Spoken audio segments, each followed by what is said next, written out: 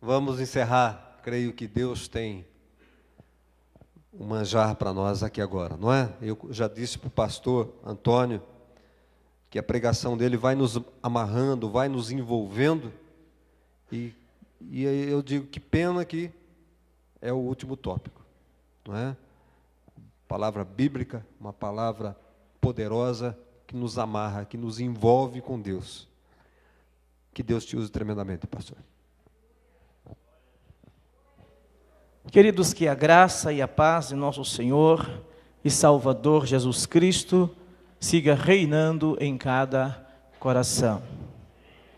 Aqui estamos para o último momento desta grande festa. E no último e grande dia da festa, o Senhor Jesus pôs-se de pé e disse: quem tem sede, venha a mim e beba. Eu quero, em nome de Jesus Cristo, agradecer pastor Dorival pelo carinho dedicado à minha pessoa, a pessoa de minha esposa, que me acompanha, convite que nos fora formulado para participar desta grande festa como adorador. Eu louvo a Deus pelo nosso reencontro, pastor. Depois de 29 anos, Ele nos achou outra vez. Isso é bom. Hoje, em visita ao pastor Salim, em Acanga, ali tivemos convite dele almoçando com ele. Me parece que ele tem um prêmio para o senhor. Verdade. Ele conseguiu achar, o senhor disse, o pastor Salim. E a grande verdade é que as portas continuam abertas, depois de 29 anos, para que a palavra de Deus, através do nosso ministério, continue sendo pregada aqui nesta região. Louvo a Deus por sua vida, vida de sua muito digna esposa, seus filhos. Louvo a Deus por esta família. Eu louvo a Deus por esta igreja, o carinho com que eu e minha esposa fomos recepcionados, abraçados por todos vocês. Estou levando, falo em nome de minha esposa, estamos levando vocês no nosso coração, e se vocês nos permitem, queremos colocá-los debaixo do nosso joelho. Se é que vocês nos permitem, em nossas orações, nós vamos estar falando com Deus de uma forma bem carinhosa sobre você. Você que é membro desta igreja, você que é congregado aqui, você que é simpatizante deste ministério. A todos, muito obrigado. Meu nome, em nome de minha esposa, que Deus em Cristo siga abençoando a todos de uma maneira muito especial. Nós aqui estamos, queridos, para finalizarmos a nossa tarefa junto a esta igreja, tarefa esta que iniciou-se na segunda-feira próxima passada, e com muita alegria nós aqui estamos para isto fazer. Sei que todos nós estamos ansiosos para considerar tudo aquilo que Deus tem reservado através de sua palavra para o nosso coração. Assim que eu quero convidá-los, chamar a atenção de todos para juntos fazermos a leitura de apenas um verso da palavra de Deus que se encontra no segundo livro das Crônicas, capítulo 20, e o verso de número 12. Enquanto você está buscando, os irmãos perceberam que nem segunda, nem terça, nós apresentamos aqui a minha esposa. Não é culpa do pastor Dorival. Ele disse: o senhor faz isso. E eu gostaria que ela se colocasse de pé, por favor. Eu não a apresento, porque ela disse para mim, deixa eu quietinho. A minha esposa tem um ministério muito bom, pastor. A minha esposa não fala, não é que ela é muda, é que ela não gosta de falar. O ministério da minha esposa, ao longo dos 30 anos de casado, agora, permitindo Deus, no próximo mês de agosto, exatamente, para ser preciso no dia 29, nós estaremos completando 30 anos de feliz matrimônio, de vida em comum, e ao longo desta trajetória, todo o apoio que a minha esposa tem nos dado, ministerialmente, é através da oração, do cuidado e da educação das 3 filhas que Deus nos deu. Ao longo dos 28 anos de ministério itinerante, dentro e fora do Brasil, aos cuidados de minha esposa, sobre os seus ombros, recaiu a grande responsabilidade de educar as 3 filhas.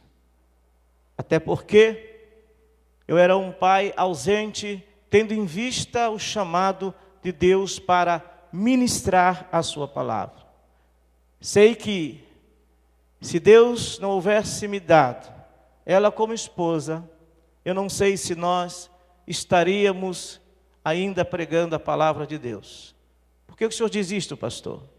Eu cheguei a ficar quase 30 dias fora do país, pregando a palavra de Deus, e ela com 3 crianças, nossas filhas, nasceram uma após a outra, com espaço de 1 ano e 4 meses, 1 ano e 5 meses. E ela nunca abriu a boca para reclamar. Sempre que eu ligava para ela, às vezes no meio da estrada, pastor Dorival, eu ligava e dizia, filha, eu vou sentar à mesa, vou almoçar com você. Prepare a outra mala, porque eu não vou ter muito tempo. Eu já tenho que empreender uma outra viagem.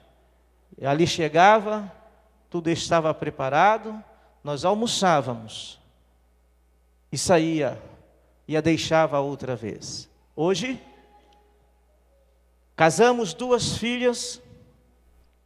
Deus tem um propósito nesse testemunho.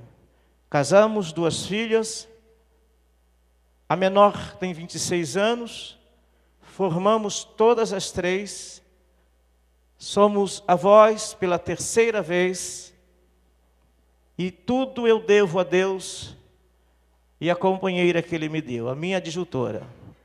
Então eu fiz questão de apresentá-la hoje. Quem sou eu para esquecer dela? A viagem é longa, né? De volta para São Paulo.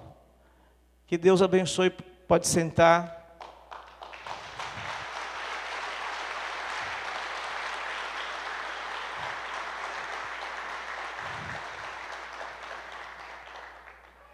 Isto posto, queridos, capítulo 20, segundo livro das Crônicas, o verso de número 12.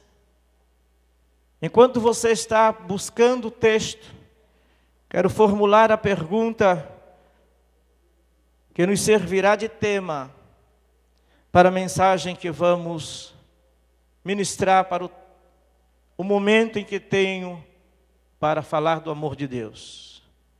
A pergunta é: o que você faz quando você não sabe o que fazer?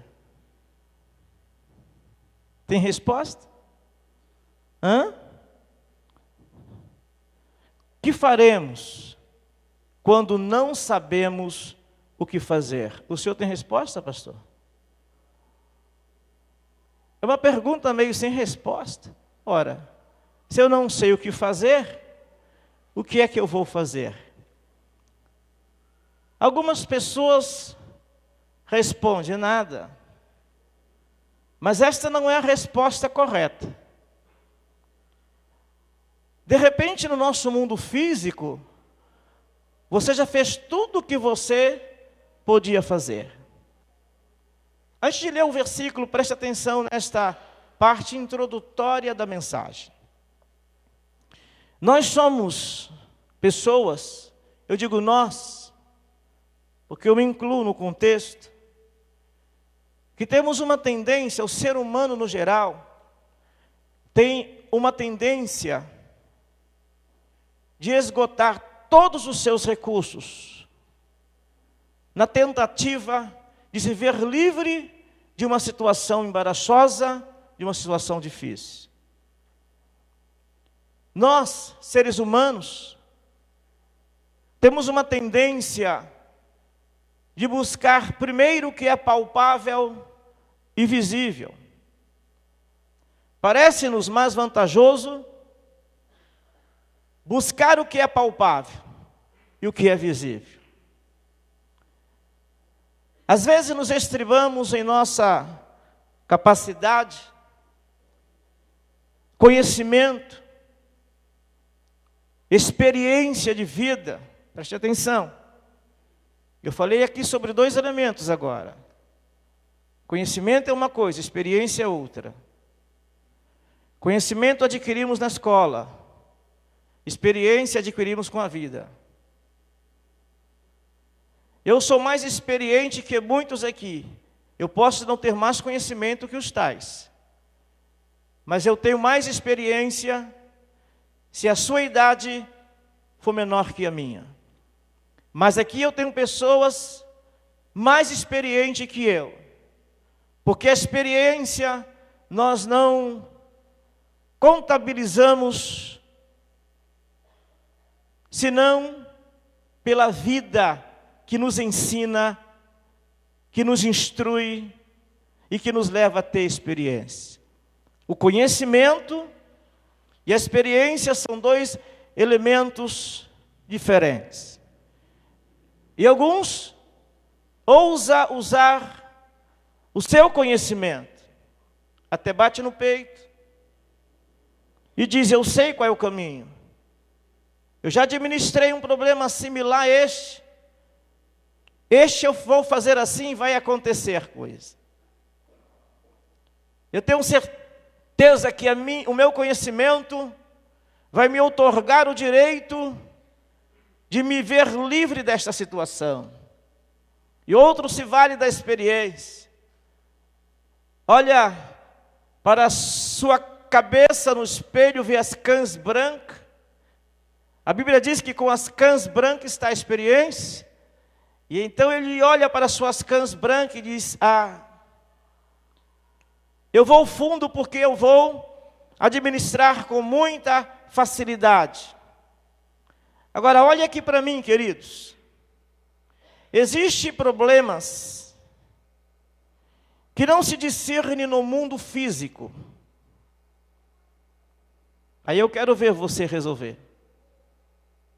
Aí eu quero ver você solucionar. Aí eu quero ver nós solucionarmos. Existem problemas que se discernem no mundo espiritual. É um pouquinho mais em cima. Mas nós estamos, pastor Dorival, tão aferrados às coisas desta vida. Nós estamos tão presos às coisas desta vida. Nós estamos tão apegados, queridos, às coisas desta vida, que nós não conseguimos, às vezes, olhar um pouquinho para cima. Eu vou lhe dar um conselho sábio, e este conselho está registrado na carta que Paulo escreveu à igreja de Colossos, aos Colossenses, capítulo 3 e o verso 1. Na inspiração do Espírito Santo, o apóstolo Paulo escreveu dizendo: se já ressuscitaste com Cristo, buscai as coisas que são de cima. Eu quero que você preste atenção neste momento de introdução desta palavra. Isto vai lhe fazer um bem muito grande e vai lhe proporcionar a condição de entender a matéria que nós vamos desenvolver esta noite. A Bíblia diz: maldito o homem que confia no homem. No geral, quando nós lemos este versículo, nós olhamos para o nosso próximo, numa interpretação completamente errada, porque nos parece que Deus está nos ensinando a desconfiar do nosso próximo, não é assim? Maldito é o homem que confia no homem. Então eu olho para o pastor Dorival, eu vou ficar esperto. A Bíblia diz, maldito é o homem que confia no homem. Mas na verdade, queridos, o texto, quando você busca o significado no seu original, ele está nos dizendo, maldito eu que confio em mim. Quando eu penso que sei, às vezes eu não sei nada. Eu tenho muito o que aprender. E esta é uma razão muito forte, que tem levado muitas vidas, famílias inteiras, a serem destruídas, derrotadas. Eu vou trazer à luz, dentro da mensagem que Deus introduzir em meu coração para esta noite, a fim de lhe ajudar, alguns elementos que foram usados por um rei, por nome Josafá, rei de Judá. Elementos que o proporcionou o direito de vencer uma grande batalha. Batalha esta que, humanamente falando, ele jamais poderia enfrentar e vencer. Se você tem a Bíblia aberta, o verso de número 12 do capítulo 20, segundo livro das Crônicas, mostra-nos os momentos finais da oração que o rei Josafá fez. Foram suas últimas palavras da oração que ele estava fazendo a Deus. E eu gostaria que você prestasse muitíssima atenção. Abrisse a sua mente e aplicasse no seu coração o final desta oração, deste rei guerreiro, adestrado para a guerra, que sabia adentrar e sair da guerra, conhecia estratégias para vencer, aplicava as mesmas na guerra. Eu gostaria que você prestasse atenção como foi que este rei guerreiro, ele finalizou o seu momento de oração. A Deus nosso, porventura não o julgarás, porque em nós, preste atenção, não há força perante esta grande multidão que vem contra nós. E não sabemos nós o que faremos, porém, os nossos olhos estão postos em ti. Repito, palavras finais da oração feita por Josafá, um grande guerreiro, um rei guerreiro. Capítulo 17, irmãos, deste mesmo livro, nós temos ali o perfil deste rei. Diz, os primeiros versículos do capítulo 17, do segundo livro das Crônicas, que Josafá, ele passou pelos primeiros caminhos de Davi, seu pai. Ele não se inclinou diante dos balins, dos deuses. Ele assume um compromisso diante do povo. Ele se assenta no trono para reinar em lugar de seu pai Asa, firmando no seu coração o propósito de fidelidade, de lealdade, de compromisso, de comprometimento com Deus. Israel, as 10 tribos, conhecida como tribos do norte, todos os reis que se assentaram sobre o trono para reinar sobre as 10 tribos, nenhum agradou a Deus. Todos fizeram o que era mal aos olhos do Senhor. Quando nós lemos sobre o rei Josafá, nós observamos que, contrariando tudo aquilo que as 10 tribos faziam, ele que se assentou no trono para reinar sobre as 2 tribos, tribo do sul, Judá, ele propõe no seu coração: vou ser reto diante do meu Deus, vou ser fiel diante do meu Deus, vou firmar a minha aliança com este Deus, que tirou o seu povo do Egito, que assumiu o compromisso de meter o seu povo em uma terra boa, que mana leite e mel, em cumprimento da palavra que fez aos nossos pais, que fez a Abraão. Eu vou abraçar este Deus. Eu vou bater de frente com os deuses. Este propósito assumido pelo rei Josafá agradou muitíssimo a Deus. Sabe por quê? Deus não dá sua glória a outrem.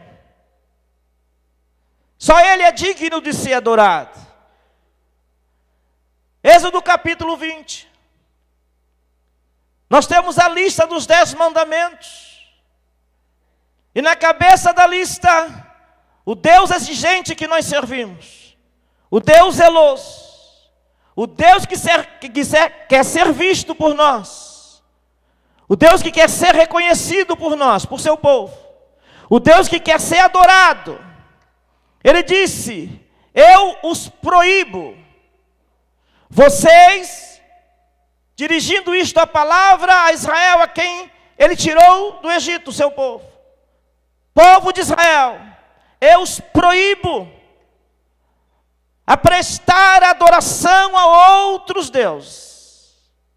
Quem vos tirou do Egito fui eu.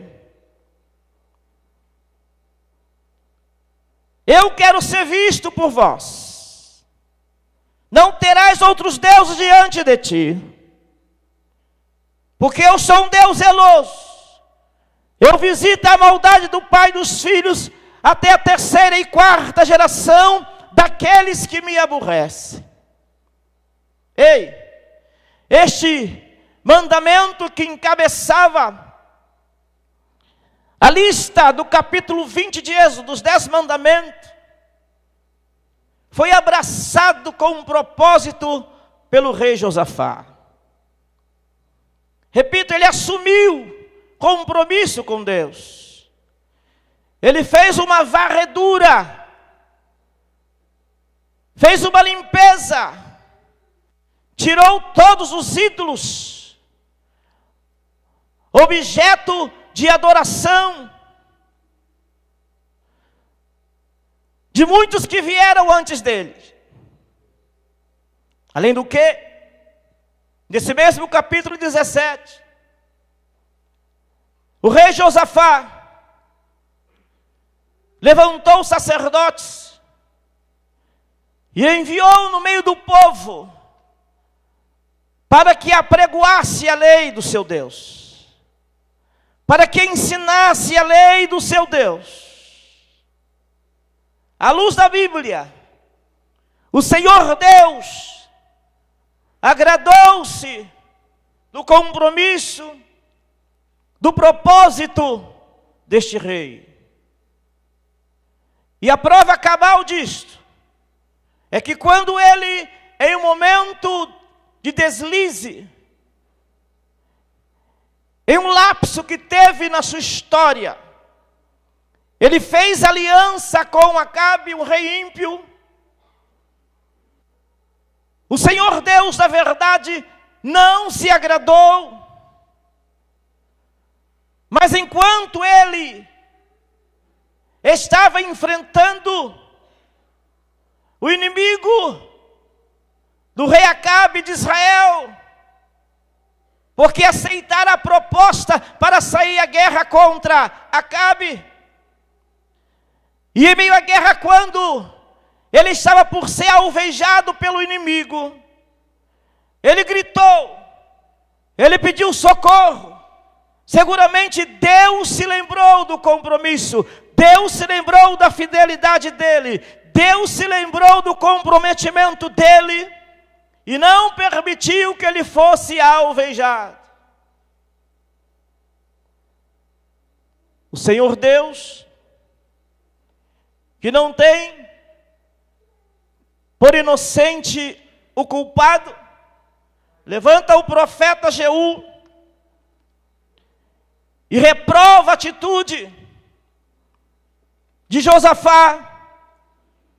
Mas como ele tinha crédito diante de Deus, repito, Deus o livrou da morte iminente. Agora, no capítulo de número 20,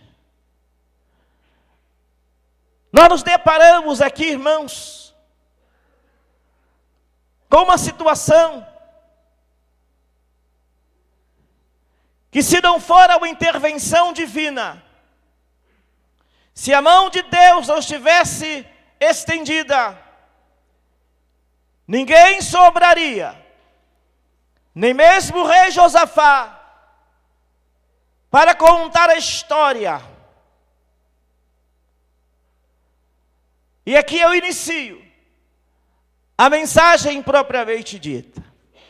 Nós começamos no capítulo 17, porque eu quero chamar a sua atenção para o crédito que nós precisamos ter com Deus. Só pode reivindicar direitos quem tem crédito com Deus. Este capítulo 20, nós observamos que, já no verso 1, o texto diz que sucedeu que depois disso, os filhos de Moabe e os filhos de Amon, e com eles alguns outros amonitas, vieram a pelejar contra Josafá.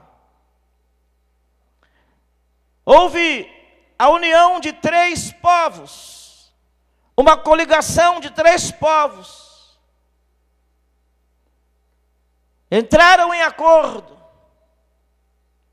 se organizaram, a fim de se levantar contra o rei Josafá, com o propósito único de desapossá-lo, juntamente com o povo de Judá, da terra que Deus havia prometido ao seu povo através de Abraão, e que agora o povo já havia tomado posse dela. O verso de número 11 do capítulo 20 é claro em dizer o seguinte: e eis que nos dão o pago, vindo para lançarmos fora da herança que nos fizeste herdar. Todo o propósito dos povos coligados era exatamente fazer frente a Josafá, ajudar o povo de Deus que estava sob os cuidados do rei Josafá, e tirá-los da terra, desapossá-los, ocupar aquela terra. O verso de número 2, ele diz o seguinte: então vieram alguns que deram aviso a Josafá, dizendo. Vamos observar o que foi que os mensageiros disseram ao rei Josafá. Preste atenção.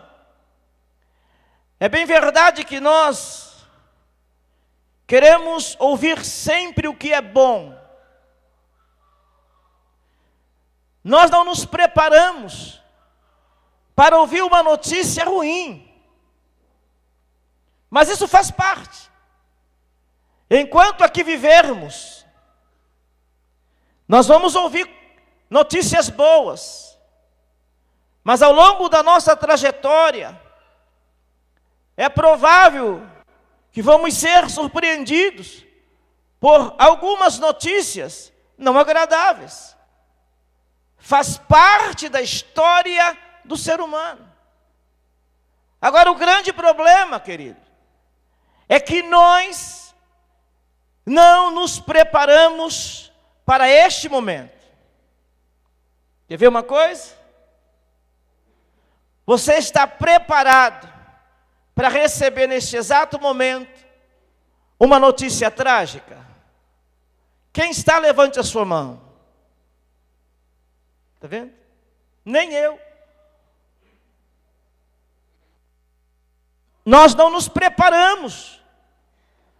A grande verdade é que nós despertamos, amanhecemos e anoitecemos em busca daquilo que é bom. Algumas pessoas, quando nos dirigimos a elas e falamos, depois eu quero falar com você. Isso aconteceu na igreja esses dias lá, pastor. Eu disse para um membro da igreja, uma irmã, depois eu quero falar com a irmã. Ela disse, ai pastor, meu coração já está pulsando forte. É coisa boa? Só queremos ouvir coisa boa, não é assim? Mas eu vou repetir. No mundo em que nós estamos vivendo, é bem provável que ao longo da nossa trajetória, nós vamos ouvir notícias que não nos agradam muito. Mas nem por isso a guerra acabou. Nem por isso seremos derrotados. Nem por isso somos vencidos. Aliás, a palavra de Deus nos diz que nós somos mais do que vencedores. Não apenas vencedores. Somos mais do que vencedores por aquele que nos amou. Entenda, nós estamos no mundo.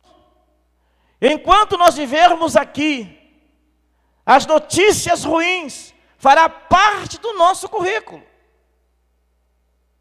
Vem comigo.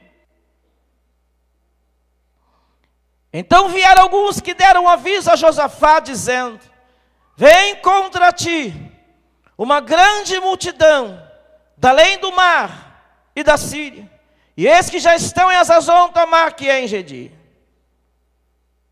Boa notícia? O que você acha? Este rei estava esperando esta notícia? É claro que não.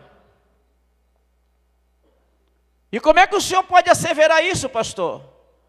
Vamos comigo. Já vamos chegar no verso 12. Vamos comigo. O verso de número 3. Observa como começa o verso de número 3. Eu não posso, irmãos, ministrar esta mensagem hoje, senão de forma pausada. Eu quero, com a graça de Deus e a ajuda do Espírito Santo, levar você a uma compreensão de que para Deus todas as coisas são possíveis. Venha. Verso 3. Então Josafá, como é que está na sua Bíblia? Então Josafá teve medo. Isso aqui não quer dizer, irmãos, temor, no sentido de respeito a Deus, é medo mesmo. Eu já vi tantas pessoas assumindo o púlpito e deixando a igreja numa saia justa, afirmando que como crentes, servos do Deus Altíssimo, lavados e redimidos no sangue de Jesus Cristo, nós não temos que ter medo. E alguns vão um pouco mais além. Você está com medo, você é covarde. Deus não tem prazer na vida dos covardes. Se você já ouviu isso em algum lugar, eu te autorizo a passar uma borracha na sua mente. Tira isso do seu coração. Isso é uma das grandes mentiras que nós já ouvimos no púlpito. O grande apóstolo dos gentios, frustrado, porque em Atenas ele não conseguiu o êxito desejado, ele vai a Corinto, e quando ele chega lá, ele diz o seguinte: até da vida eu me desesperei. Ele foi invadido por um temor. Ele disse: até da vida eu me desesperei. Você sabe que o medo tende a nos levar ao desespero. Bom, se o grande apóstolo dos gentios se pronunciou desta maneira, e nós? Este rei guerreiro, o texto diz que ele teve medo da situação. Não é pecado ter medo. Mas escute agora. O que eu não posso é conservar o medo no meu coração. Queridos, o medo até certo ponto, ele é benéfico. Como é isso, pastor? Quantos aqui colocam a mão no fogo? Você coloca a mão no fogo? Por que você não coloca? Você tem medo de ser queimado. Olha o medo lhe ajudando aí. Diante de uma avenida movimentada e perigosa, você diz: eu não tenho medo, eu vou atravessar. Assim? O que é que você faz? Para, atenciosamente olha para a direita, atenciosamente olha para a esquerda, e alguém do seu lado diz: vai! Você ainda fica, não sabe se vai. Você tem dentro de você um dispositivo, é um medo. Você tem medo de atravessar a avenida e ser atropelado e morrer. Você se joga do 10º andar de um prédio? Quem faz isso aqui? Se você fizer, você vai morrer. E ninguém quer morrer agora. Então você tem dentro de você um dispositivo. O medo, até certo ponto, ele é benéfico. Ele não é ruim de tudo. Então, sem essa de que eu sou crente, sou homem de oração, de jejum, eu não tenho medo, e alguns atrevidamente, sem preparo nenhum, abre a boca e diz que venha todos os demônios do inferno, não aguenta nem com ele. Que venha todos os demônios do inferno.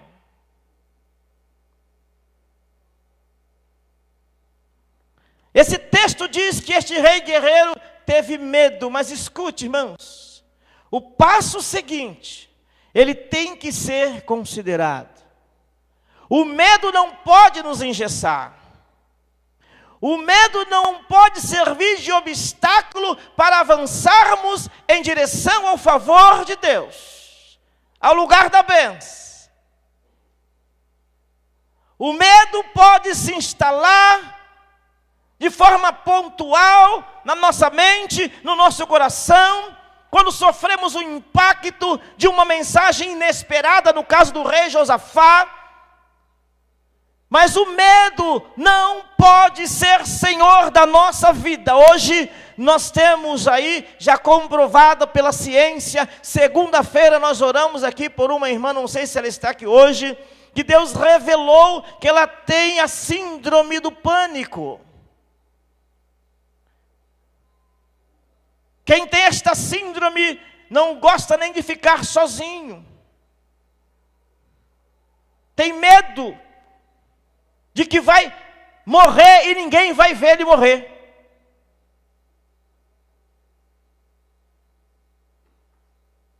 Sentir medo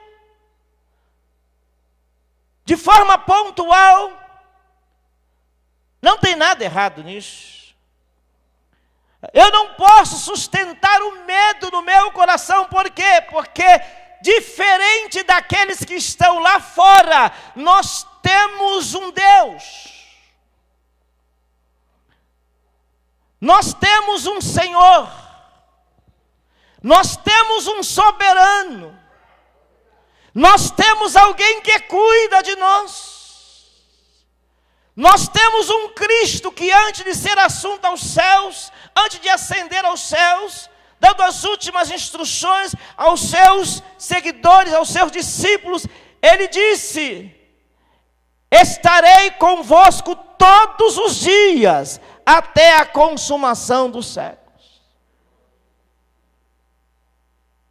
Diferente daqueles que estão lá fora, nós temos a grande oportunidade de deixar esta esfera humana e subir à esfera celestial, como escrito está na carta aos Hebreus, que podemos com ousadia chegar ao trono da graça de Deus, uma vez que o véu do templo se rasgou de alto a baixo, e não há mais separação entre nós e Deus. Foi isso que Josafá fez. Ele sentiu medo, mas observa o passo seguinte: e pôs-se a buscar o Senhor. Começou a melhorar. Ele sai da esfera humana. Ele disse: espera aí, senti medo como homem que sou, mas como servo de Deus, eu tenho todas as oportunidades de abrir mão deste medo e me apegar com todo o poderoso, porque eu tenho crédito com Ele. Está entendendo? Eu comecei a minha caminhada bem com Ele e sustento a minha fidelidade até agora. Entendeu por que eu comecei no capítulo 17? Escuta o que eu vou lhe dizer. Quando é que você lembra do step do seu carro? Como é que é, pastor?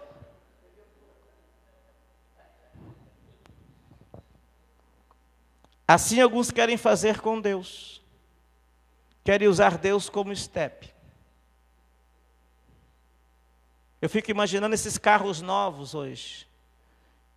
O pneu, difícil furar os asfaltos de São Paulo, uma benção. Glória a Deus. Se o step pudesse falar, ele ia reclamar: ei, não vai me dar chance? Eu também sei rodar que nem meus colegas. Você não me dá nenhuma chance. Step só é lembrado quando fura o pneu. Tem pessoas que quando o pneu da vida fura, ele diz: eu vou lá no pastor Dorival. Porque eu me lembro, no ano de 1900 e bolinha, lá atrás, eu estava com aquela enfermidade incurável, a ciência me desenganou, e eu fui lá na igreja pastoreada pelo pastor Dorival. Eu creio que isso já aconteceu aqui, porque esse homem tem mais de 20 anos aqui, não é assim, pastoreando a igreja, mais ou menos? Muito mais? Tá. E esta pessoa lembra, eu me lembro que aquele homem de Deus, agora, reconhece que é homem de Deus. Ele colocou a mão na minha cabeça, expulsou a enfermidade em nome de Jesus e disse: está curado, e realmente eu fui curado. Agora eu estou com esse outro problema, mas já passou 10 anos. Você só está lembrando de Deus depois de 10 anos. Complicado.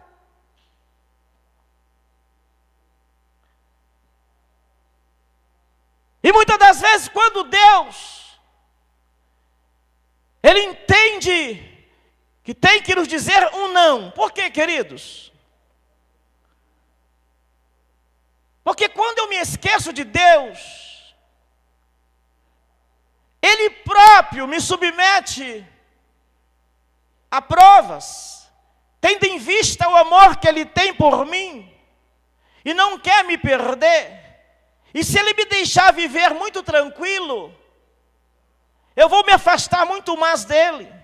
Então Ele cria uma circunstância, me coloca em seu anzol, e Ele traz. E aí eu venho não, porque eu amo Deus, porque eu quero adorá-lo, porque eu tenho prazer em estar na sua casa, mas eu venho porque, dentro do ditado popular, o sapato apertou outra vez. E alguns dizem assim: pastor, ora por mim porque o diabo está furioso. Irmãos, eu não vou dar crédito para o diabo, ele não vale nada.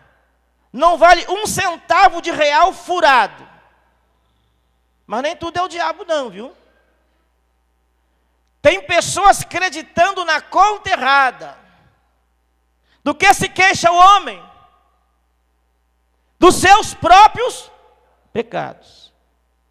E se você entender que é o diabo, é porque você deu lugar. A Bíblia diz: não des lugar ao diabo. Eu acredito que aqui todos têm o documento do carro em dia.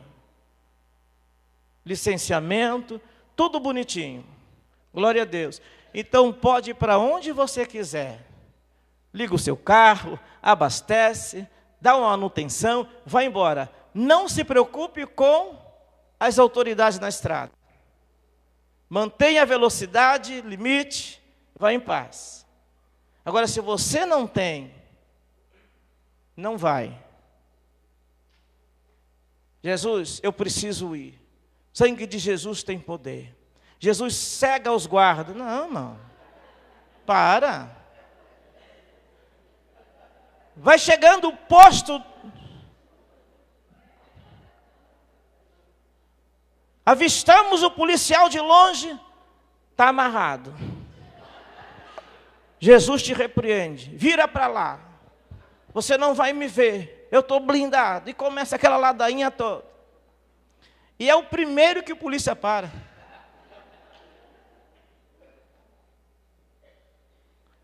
Posso contar um fato verídico para você? Não vou citar o nome, é claro. Contar um milagre só. Alguém apanhou a Bíblia, colocou no carro, visível. Colocou dentro do seu carro pássaros nativos, que não pode ter preso. Documento do carro atrasado fazia muito tempo. Colocou a esposa no carro e disse: vamos, filha, Deus é conosco. Deus não vai deixar acontecer nada, eu tenho certeza. Nós vamos chegar no Rio de Janeiro, ninguém vai nos ver. Como é que o senhor sabe disso? A pessoa me procurou, irmão, pedindo ajuda. Não demorou na estrada, na Dutra, o guardinha. Ele já tinha clamado o sangue, já tinha pedido Jesus para amarrar, já tinha repreendido o diabo. Queridos, o diabo, ele só aproveita a porta que você abre, só isso. Se você andar direitinho, fica tranquilo. E se em alguma oportunidade ele fizer alguma coisa com você, leia Jó. Ele só fez com Jó porque Deus permitiu. Se Deus não permitir, ele não faz. E se Deus permitir, é porque tem o melhor para você. Satanás nunca vai ser vencedor sobre a vida daquele que busca viver em retidão, em sinceridade, integridade diante de Deus. Quer saber o final da história? O guarda parou. A perna tremia que ele não conseguia nem sair do carro. Documento. Ó, seu guarda, eu vou falar a verdade para o senhor. Estava falando mal do guarda algumas horas atrás ali. Agora eu vou ser bem sincero para o senhor. Documento está tudo atrasado. Abre o carro. Está lá a gaiola de pássaros. O guarda falou, esquece documento, vamos conversar outra coisa, você vai preso. Mas como? Isso aqui é crime, isso aqui não pode. Você é doido, moço. Ainda chamou o crente de doido. Aí ele veio falar comigo. Pastor, o diabo é sujo. Não, deixa o diabo quieto. Não mexe com ele agora. O diabo não presta, a gente sabe disso, irmão. Ele é sujo, ele é porco, ele é podre, ele é imundo, ele não vale nada. O apóstolo Pedro, irmãos, nos deixou uma palavra de advertência quando ele disse, sede sóbrios e vigiai, porque o vosso adversário anda ao vosso derredor, bramando como leão, buscando a quem possa tragar. Ele está de olho em mim, ele está de olho em você, agora preste atenção. Pode se levantar um exército numeroso. Pode haver coligações de povos e se levantar contra você. Pode uma nação inteira se atrever a se levantar contra você. Se o seu currículo diante de Deus é um currículo saudável, é um currículo bom, é um currículo agradável, que glorifica a Deus, onde você pisa a planta dos seus pés, a nação vai cair por terra. Pastor, de onde o senhor está tirando isso? Pastor Dorival, esta mensagem aqui é para muito tempo. Mas eu sei que você tem que trabalhar amanhã. E começo a me preocupar com o horário. Pastor, de onde o senhor está tirando isso? Leia o capítulo 6 do livro de Daniel. Conseguiram colocar a autoridade máxima, o rei da Pérsia, contra Daniel. Lembra disso? Lembra? Daniel não tinha como fazer outra coisa se não aceitar que o rei estava certo, uma vez que ele assinou o decreto, que aquele que não fizesse a petição somente a ele, ou se voltasse a outro Deus, ou a qualquer outro homem, outra pessoa, seria lançado na cova dos leões, não podia voltar atrás, era irrevogável, lei dos medos e persas. Daniel estava sentenciado a cova dos leões, e lá ele foi lançado. Foi para o seu quarto antes de ser lançado na cova, havendo janelas abertas da banda de Jerusalém.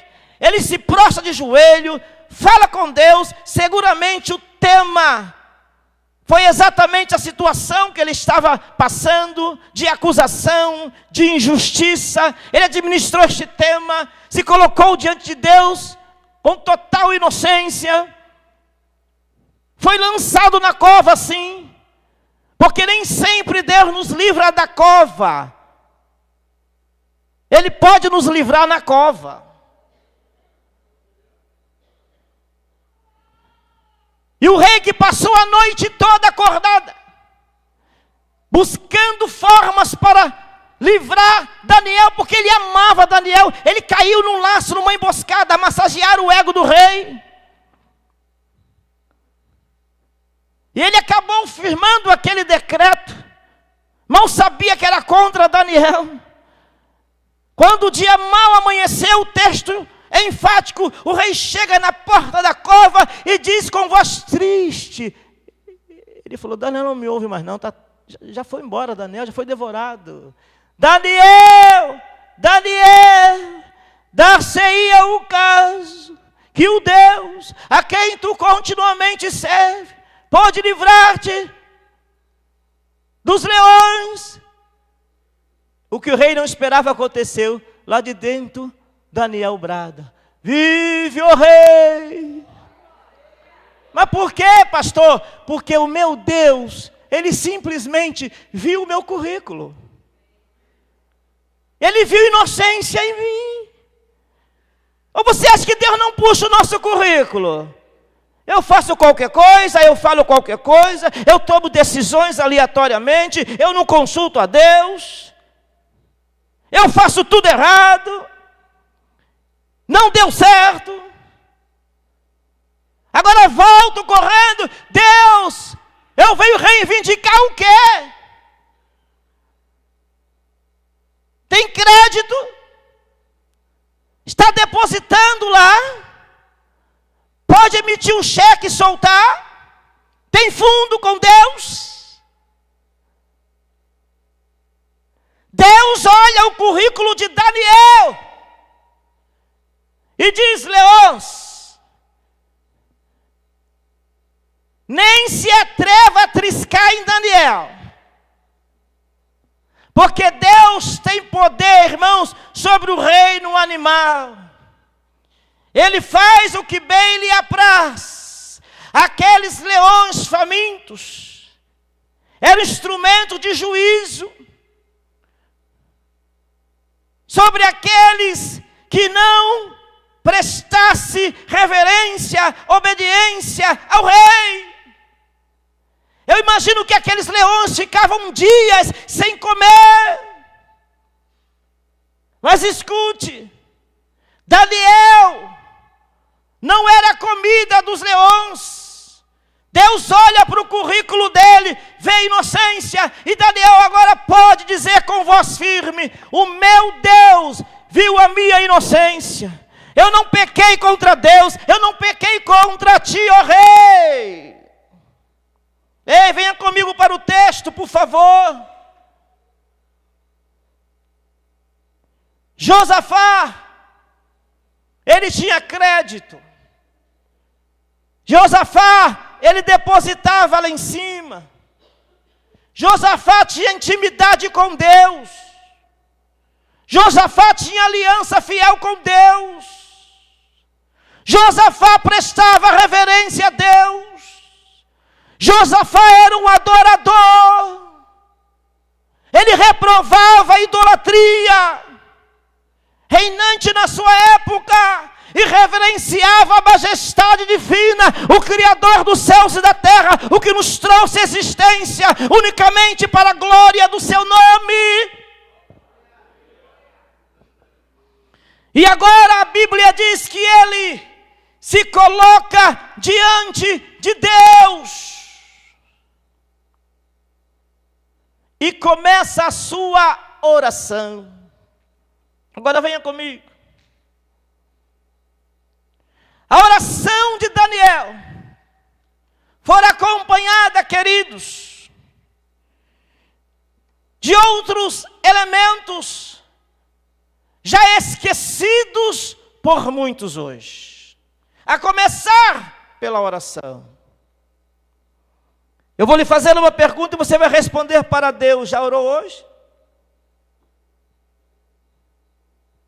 Responda para Deus. Como foi que você começou o seu dia? O primeiro bom dia foi para quem?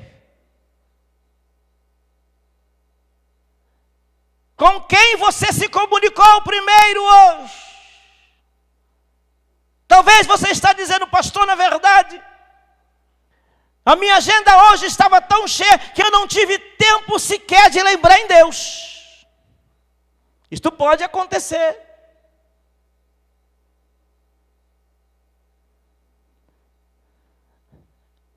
Eu vou lhe dizer uma coisa aqui que eu preciso dizer. Você sabe que orar não é opção? Não é algo opcional? Para quem quer ser abençoado, não. Capítulo 18, Evangelho escrito por Lucas. O Senhor Jesus Cristo conta uma parábola falando sobre o dever. Dever aí significa obrigação. Busca isso no original. Ele está contando a parábola, falando sobre uma viúva injustiçada, que orou até que um juiz que não temia a Deus e não respeitava os homens, por causa da sua oração insistente, ele aceitou a proposta daquela mulher e lhe atendeu. Jesus começa a parábola dizendo assim: crente, é o seu dever, é a sua obrigação. Eu não vou orar quando eu quero, não é uma opção. Eu oro se eu quiser. Sabe por que nós estamos vivenciando, irmãos, um tempo de fracasso dentro do nosso cristianismo, dentro do nosso mundo evangélico? Porque aquilo que é primordial na vida do salvo está sendo relegado em segundo plano. Ao sermos convidados, irmãos, para um evento onde haverá cantores famosos, que cantam, que louvam a Deus, nós não precisamos nos esforçar muito para enchermos estádios, sim ou não? Ginásios. Caravanas e caravanas viajam quilômetros e quilômetros para chegar naquele lugar, porque ali vai estar o seu cantor predileto, a sua cantora predileta. Mérito de quem foi chamado para ministrar o louvor. Eu não estou dizendo que isso está errado, que isto é pecado. Quem sou eu? Só que isto é secundário. Quando se conclama o povo de Deus para uma vigília de oração, lamentavelmente ficamos quase só. Eu sou pastor.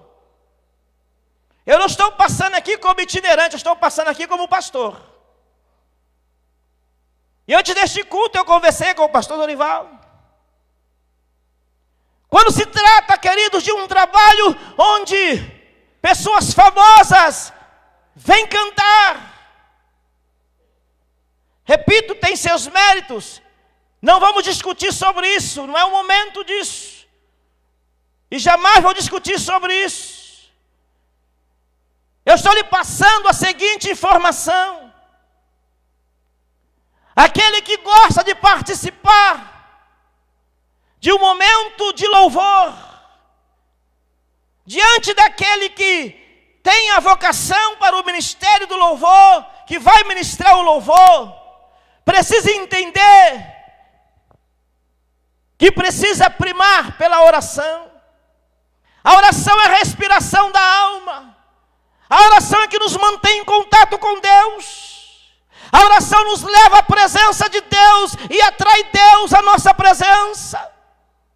Houve uma reclamação de Jesus no Getsêmani, quando os discípulos mais dormiam do que ficavam acordados. No momento em que Jesus mais precisou deles, Jesus orava à distância, voltava e fazia a sua reclamação. Como é que é? Vocês estão dormindo, não podem velar comigo uma hora. Ei, deixa eu dizer algo para você.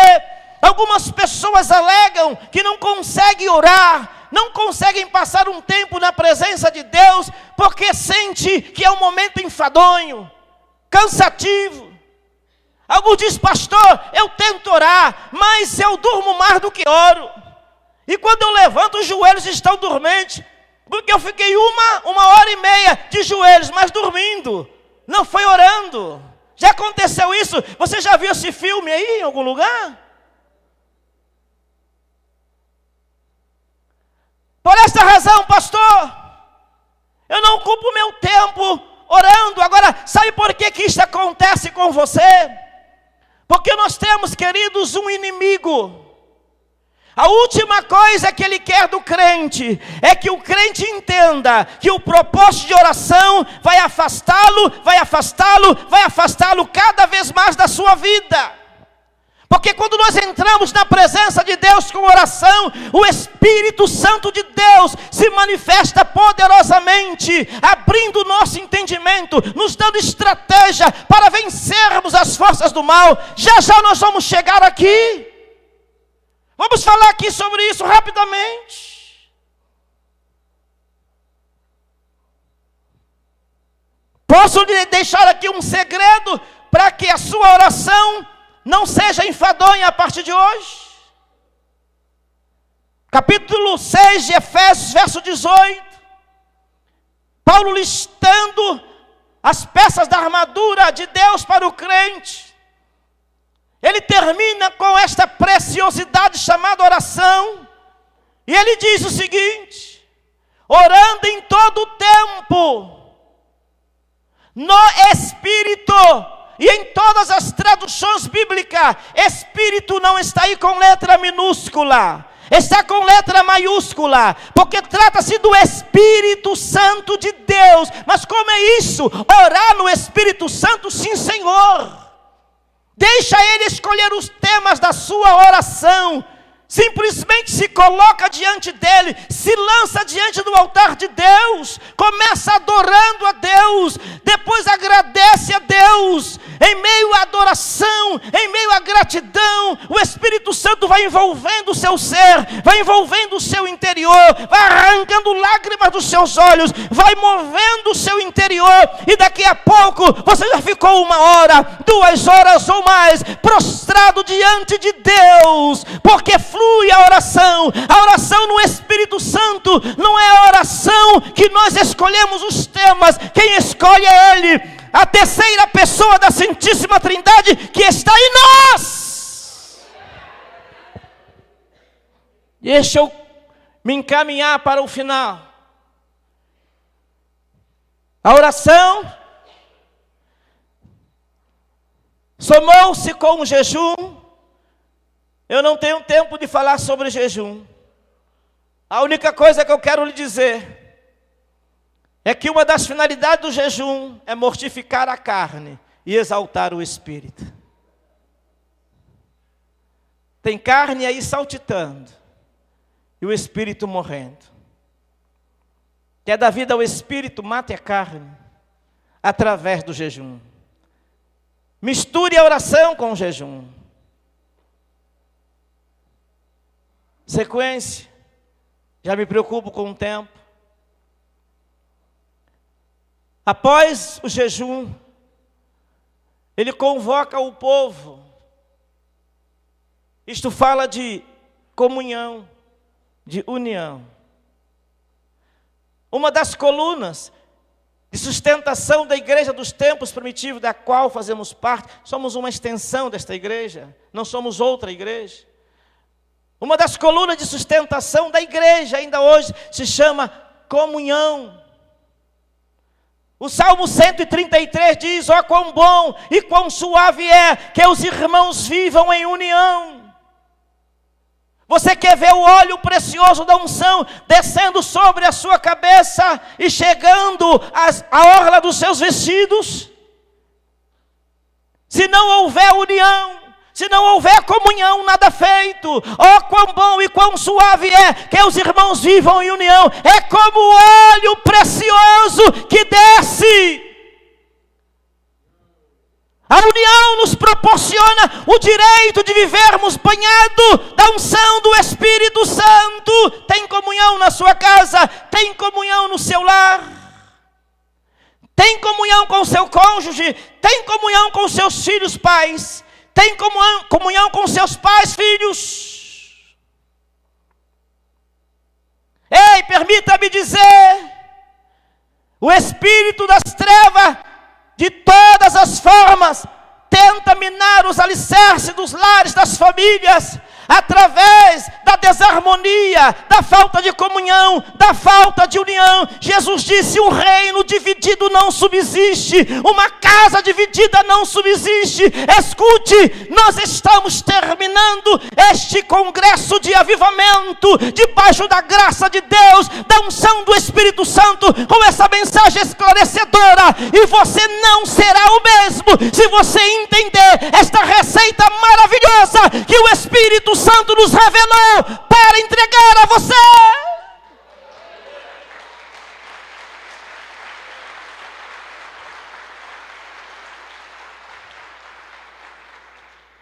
Ele convoca o povo.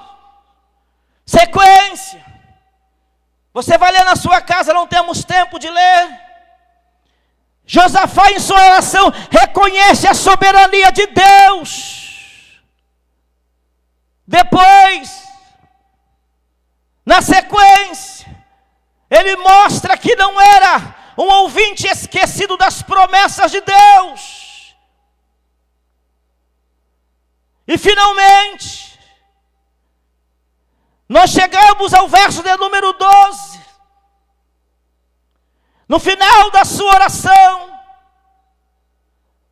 depois de todos os elementos aqui colocados diante da igreja, nós observamos que o rei Josafá, ele termina a sua oração reconhecendo a sua fragilidade, a sua pequenez, a sua dependência de Deus. Escute, nós não somos nada sem Deus. Jesus Cristo disse: não foste vós que me escolheste, eu vos escolhi e vos enviei, para que des fruto e o vosso fruto permaneça.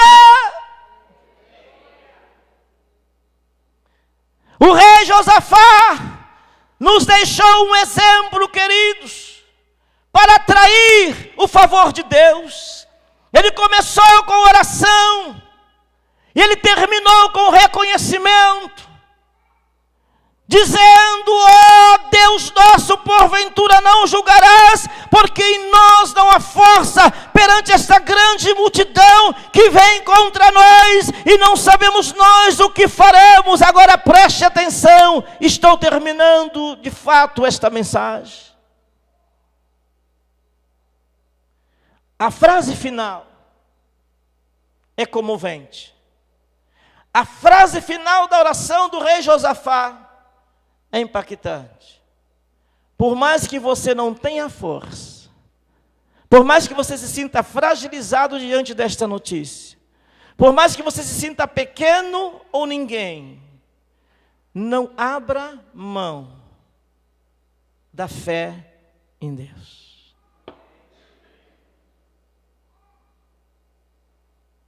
Josafá termina a oração dizendo: os nossos olhos estão postos em ti. Sabe o que acontece conosco? Em meio aos desafios da vida, nós começamos às vezes a recorrer tantas outras fontes. Perdemos o foco. Tiramos os olhos de Deus, nos desesperamos, recorremos às fontes humanas, mas o rei Josafá nos ensina: haja o que houver, aconteça o que acontecer, não importa a notícia que você recebeu, ou que você receberá, não importa o que você está passando, ou que você há de passar, não tire os seus olhos de Deus. Mantenha a sua fé nele. Por quê, pastor? Eu vou terminar com o verso 22.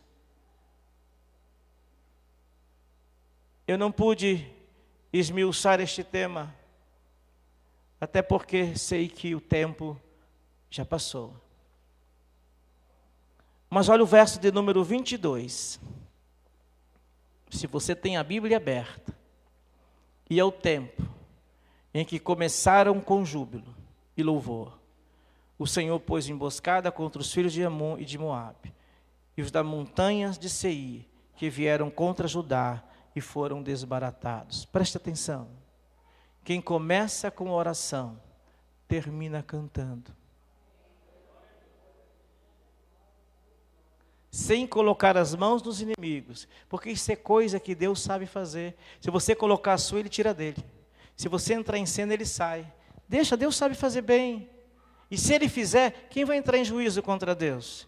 E se entrar, quem vai vencer? Vão prender Deus? Vão condenar Deus?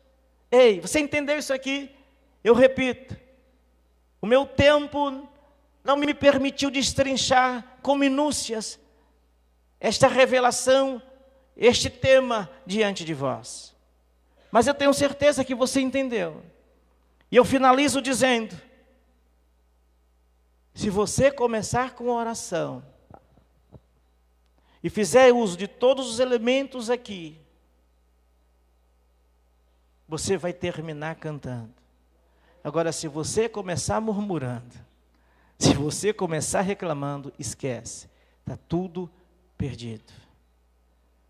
Pastor, mesmo se eu não entendo nada, você não tem que entender. Você só tem que aceitar que Deus é soberano e que Ele levará você pelo caminho certo e o conduzirá ao lugar da bênção. Comece orando, termine cantando. Os seus inimigos serão desbaratados. Nenhum vai ficar de pé diante de você. Assim diz o Senhor. Amém? Você pode glorificar a Deus?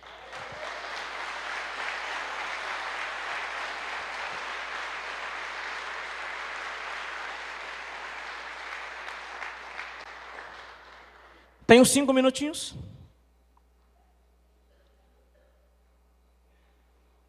Eu vou pedir esta irmã que está aqui, cabelo loiro, com esse blazer preto, tirou o óculos agora. Que bom que a senhora tirou o óculos na hora que eu estava. Levante a sua mão.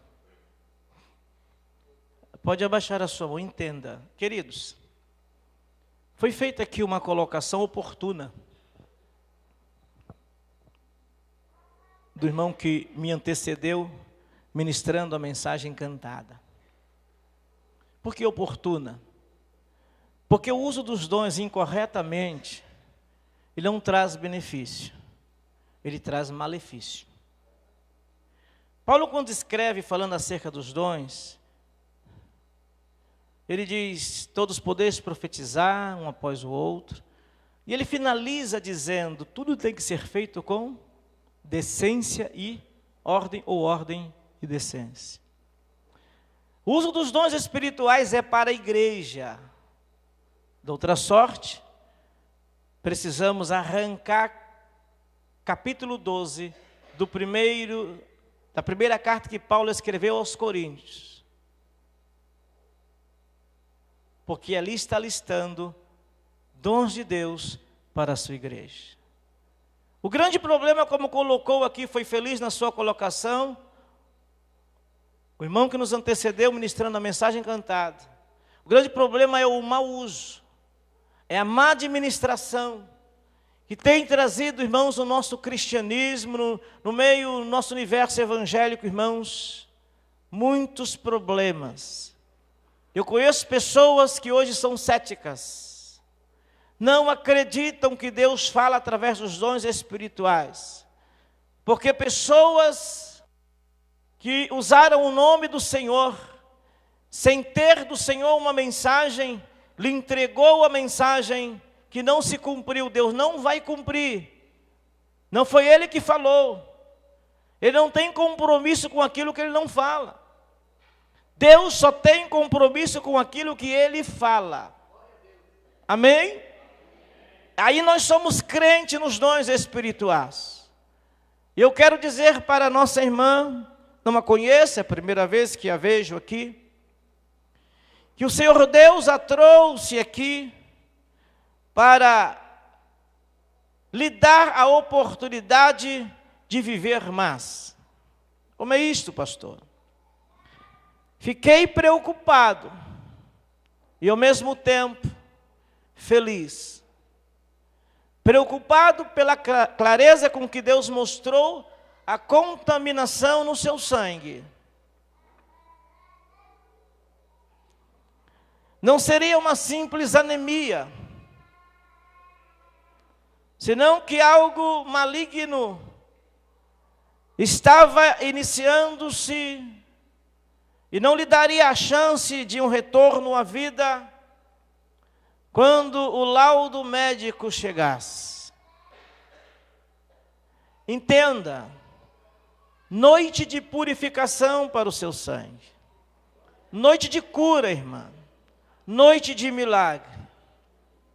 A junta médica não entendia a razão da proliferação muito rápida da enfermidade.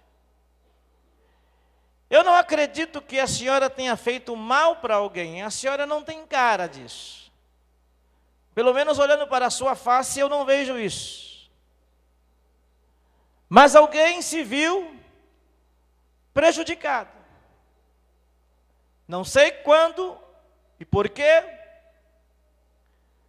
Estabeleceu-se então um ódio neste coração. Ei, a Bíblia diz que a inveja é como podridão nos ossos, câncer nos ossos.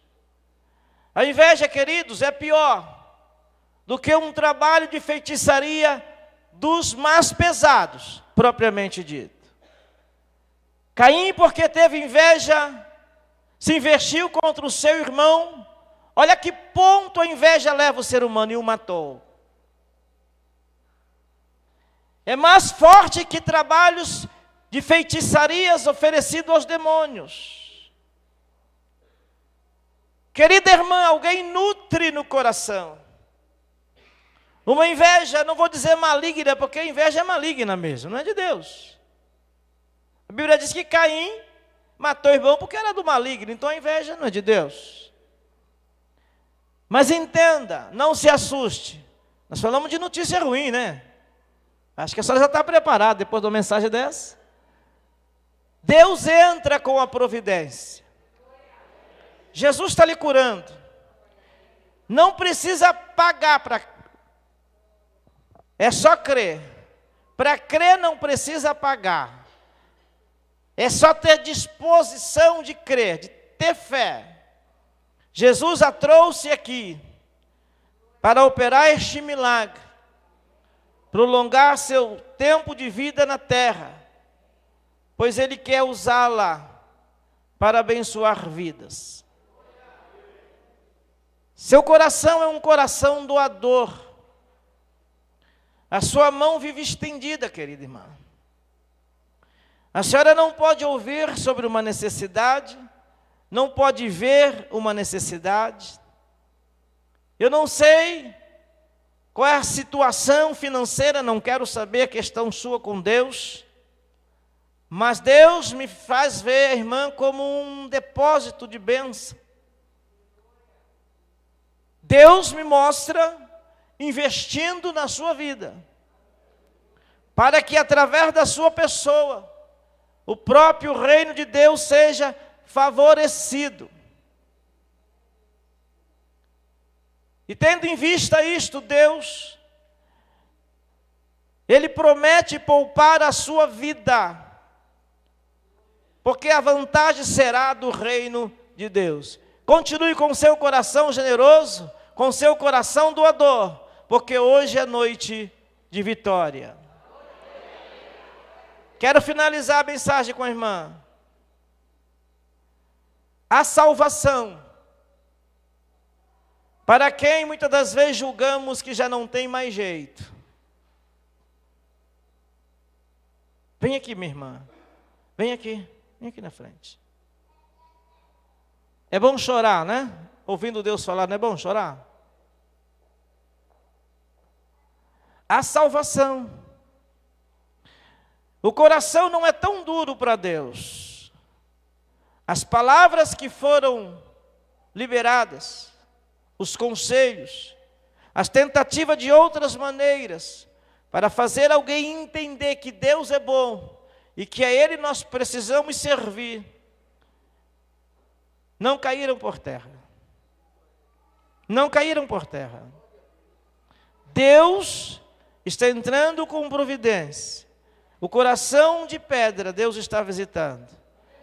Deus está libertando uma alma, levando consciência a uma mente que já estava morta. Deus está revelando o tanto que Ele ama a senhora e visita esta vida. A salvação está garantida em nome do Senhor Jesus Cristo.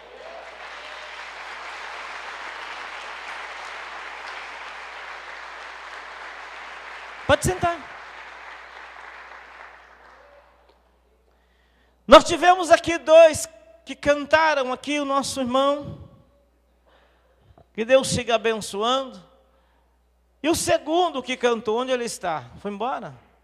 Arrebatado não foi, nós estamos aqui. Eu gostaria que o senhor aceitasse esta proposta de Deus. E entendesse que o senhor não veio aqui só para cantar o belo hino que o senhor cantou. Eu quero que o senhor entenda que quando Deus tem propósito de livrar alguém, Ele é capaz de mover céus e terra, mas ninguém o impede de agir. O senhor cantava, e o seu coração, de forma muito lenta, ele pulsava no seu peito, com falhas repetidas. E na visão que Deus me deu, uma das falhas foi fatal. E não mais o senhor pôde voltar à existência. Agora o outro lado da revelação, excelente.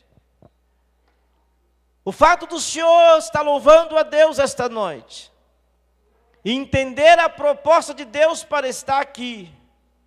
O Senhor Deus mandou-me dizer à sua pessoa que Ele está fechando a porta da sua sepultura, que Ele está livrando o senhor de uma parada cardíaca, sem chance de os homens da ciência lhe fazer voltar à vida, nem mesmo uma intervenção cirúrgica. Deus vai permitir o senhor passar por ela. Deus está agora prometendo a cura, prometendo o milagre, fechando a porta da sua sepultura, lhe dando vida, para que o senhor siga contemplando as maravilhas do Senhor. Mais uma pessoa, eu preocupado estou com o tempo, mas eu não sei quando é que eu vou voltar aqui. Lá atrás, nós temos uma senhora com um vestido ou uma blusa, me parece que é azul ou negra, está muito distante. Cruzou seus braços agora, olhou para o lado, balançou a cabeça, tudo junto. Levante a mão, só falta levantar a mão agora. Levante a mão, a senhora que está aí atrás, ao lado de um rapazinho aí, com a barbinha. Isso! Fica de pé, por favor. Pode ficar de pé. A senhora crê em milagre? Crê mesmo? O Senhor Deus visitou esta noite o seu rim esquerdo. É importante dizer que gradativamente a vida do seu rim esquerdo a senhora estava perdendo. Não seria hemodiálise que ia ajudar. A sua fé em Deus é suficiente. Não vai depender deste tratamento. E é segundo a sua fé que Deus está curando a senhora. Que Deus está operando este milagre agora. Deus a alcançou aí atrás. Se a senhora pode crer, Deus está fazendo este milagre. Pode crer? Pode abraçar esta bênção? Então pode sentar e leve a sua bênção.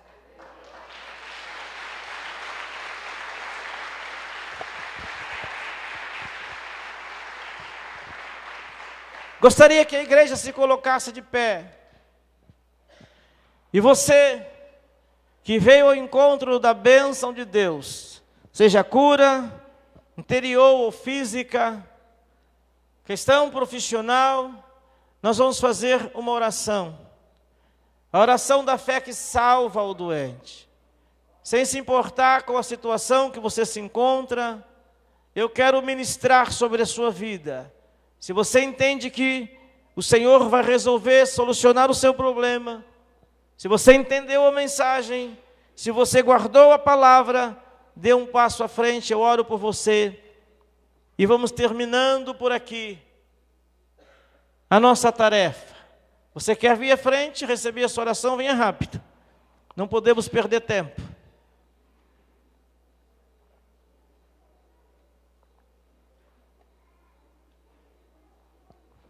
Pode vir rápido. Nós vamos ministrar sobre a vida daqueles que aqui estão. Eu acredito que o Senhor Deus já curou, já libertou, porque a fé vem pelo ouvir e ouvir a palavra de Deus. E nós ouvimos esta noite a palavra poderosa de Deus, que seguramente entrou no seu coração produzindo fé. Venha todos, por favor, venham rapidamente. Estou esperando o último chegar e vou começar a oração da fé. Vem aqui perto de mim, você. Vem aqui perto de mim. Eu quero orar pela senhora. Deus não a trouxe ao mundo como depósito de medo. Deus não a trouxe ao mundo como depósito de insegurança. Há um pavor sobre a sua vida. Nós vamos ministrar sobre a vida de todos. Mas eu quero orar por esta irmã. Feche os seus olhos. Senhor, que todo espírito do mal, que traz o medo, a angústia, tristeza, solta ela. Vai perdendo as suas forças, vai. Ela não te pertence. Esse corpo não é seu. Esta vida não é sua. No poder do nome de Jesus Cristo eu te repreendo. Cai por terra, vai. Solta. Deus, todo mal, toda investida satânica contra esta vida, toda opressão, solta. Vai caindo por terra. Toda a força do mal sai agora. Seja desfeita no poder do nome de Jesus Cristo. Sai! Em nome de Jesus Cristo. Fecha os olhos, Pai querido. Em nome de Jesus, nós estamos, Senhor, ministrando sobre as vidas preciosas, porque em Jesus verteu o sangue na cruz do Calvário. Eu estendo as minhas mãos pedindo a cura, pedindo a libertação, pedindo a restauração. Pai Celeste, manifesta o seu poder, manifeste a sua glória. Traga, Senhor, sobre as vidas aqui, Senhor, a libertação necessária. No poder do nome de Jesus Cristo, eu desfaço, Senhor, tudo aquilo que não provém de Ti. Eu desfaço no poder do nome de Jesus. Eu repreendo, Senhor, tudo que não provém de Ti. Toda força contrária, toda ação maligna, Senhor. Nós desfazemos, Senhor, destas vidas agora.